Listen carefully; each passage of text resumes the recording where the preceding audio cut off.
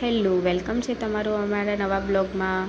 તો આજે finally પિંકીબેનની channel review માટે મૂકવાની છે, પણ મને અને પિંકીબેનને કાંઈ ખબર નથી પડતી કારણ કે બધું ફર્સ્ટ ટાઈમ છે.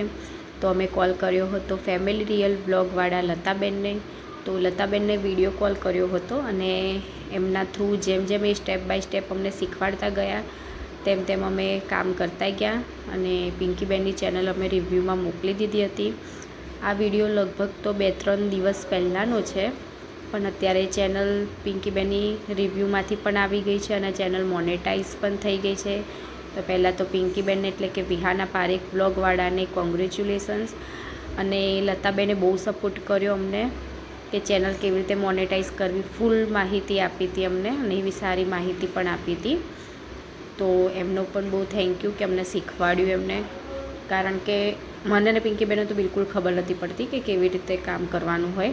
અને હજુ તો મારી ચેનલ તો મોનેટાઈઝ થઈ નથી, પણ પિંકીબેનની થઈ ગઈ હતી. તો સ્પેશિયલ પિંકીબેન મારા ઘરે આવ્યા હતા અને મારા ઘરે આવી પછી અમે લતાબેનને કોલ કર્યો હતો અને પછી લતાબેને જેમ જેમ અમને વિડીયો કોલમાં જેમ સમજાવતા ગયા એવી રીતે અમે કામ કરતા ગયા અને મેં પણ શીખી લીધું, પિંકીબેને પણ શીખી લીધું. તો બસ આગળનો સ્ટેપ જે બાકી હતો મોનેટાઈઝ પછીનો, તો એના માટે સ્પેશિયલ પિંકીબેન મહેસાણા જવાના હતા લતાબેનના ઘરે.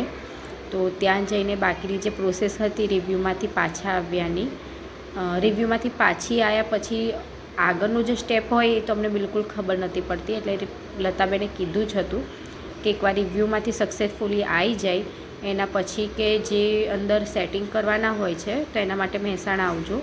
તો પિંકીબેન ગામડે ગયા હતા તો ત્યાંથી પછી એ મહેસાણા જઈ આવ્યા હતા અને જે પણ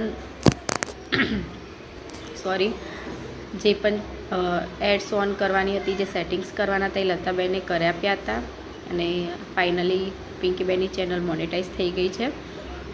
તો બસ આવી રીતે આગળ ને આગળ હજુ મહેનત કરતા રહો. તો બસ લતાબેને બહુ જ હેલ્પ કરી હતી અમને.